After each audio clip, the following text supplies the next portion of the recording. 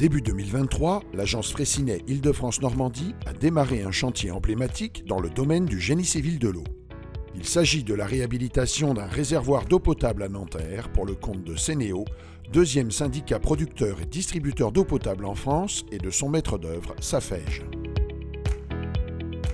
On se trouve près du réservoir de 5000 m3 dans l'usine du Mont-Valérien. Depuis 2019, on fait des recherches et des diagnostics qui nous ont révélé que ce réservoir devait être réhabilité en priorité. Et c'est ce qui nous a mené à lancer le marché de travaux de réhabilitation du réservoir.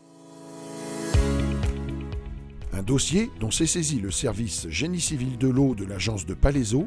L'innovation a été de trouver un moyen de faire tous ces travaux-là en générant le moins de nuisances possible, parce qu'on est sur un site industriel qui est occupé en exploitation. On n'avait pas une zone de chantier assez grande pour faire ce qu'on veut.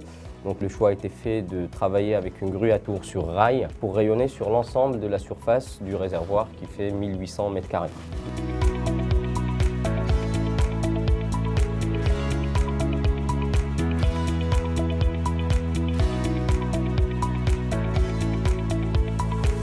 Le chantier sera sur plusieurs phases. On a une première phase d'injection faite par notre sous-traitant Soletanche Bachy.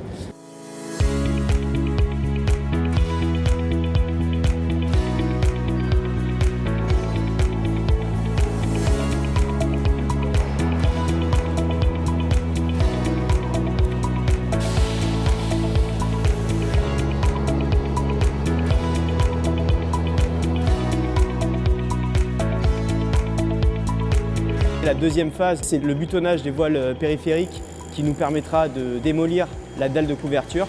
Pour éviter tout désordre sur la structure initiale qu'on allait conserver. Avant la démolition, nous avions fait tous les murs intérieurs et extérieurs en ponçage en préparation de surface et ainsi qu'un hydrodécapage sur tous les voiles extérieures.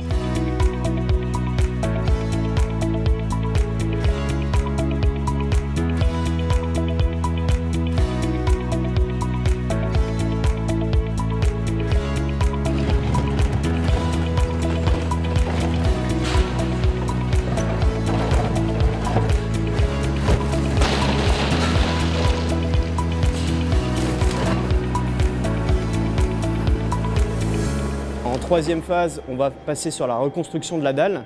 Donc avec un système de poutres et de dalles en préfabriqué. On va les poser à l'aide d'une grue à tour qui sera sur rail au milieu de l'ouvrage. Ce qui est une première pour l'agence Freycinet Île-de-France. La grue nous a permis de faciliter la mise en place des dalles préfabriquées à l'aide du rail où elles pouvaient avancer et reculer pour augmenter la charge en bout de réservoir, car sinon nous devions prendre une grue mobile et c'était moins pratique.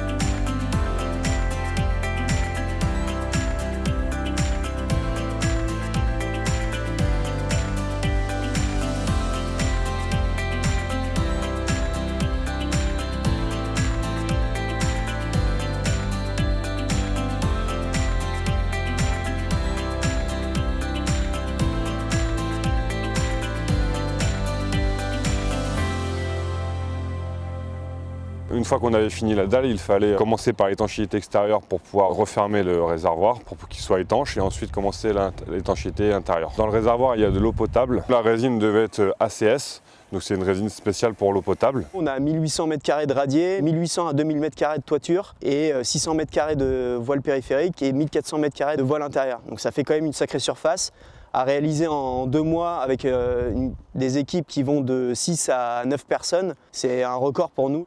Nous avons d'abord fait un entoilage de toutes les fissures sur le radier.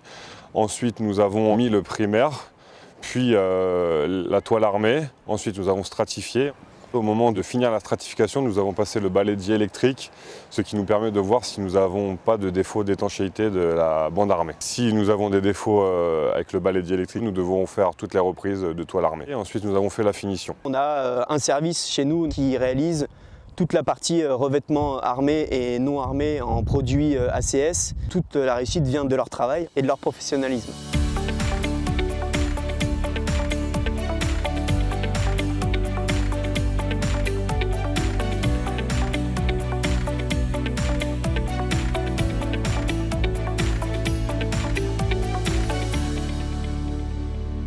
parallèle de tous ces travaux, on a notre co-traitant Axéo qui va faire toute la partie réhabilitation des canalisations qui seront réhabilitées tout en inox. Le but du projet était de renouveler l'intégralité des canalisations qui se ramènent à ce réservoir 5000. Il s'agissait de petits éléments allant de 2 à 10 mètres de longueur, dont le diamètre était compris entre 300 et 800, le tout en matériaux inox. Une fois qu'on aura fait ça, on va passer à la 5e phase, la phase de végétalisation en surface de dalle.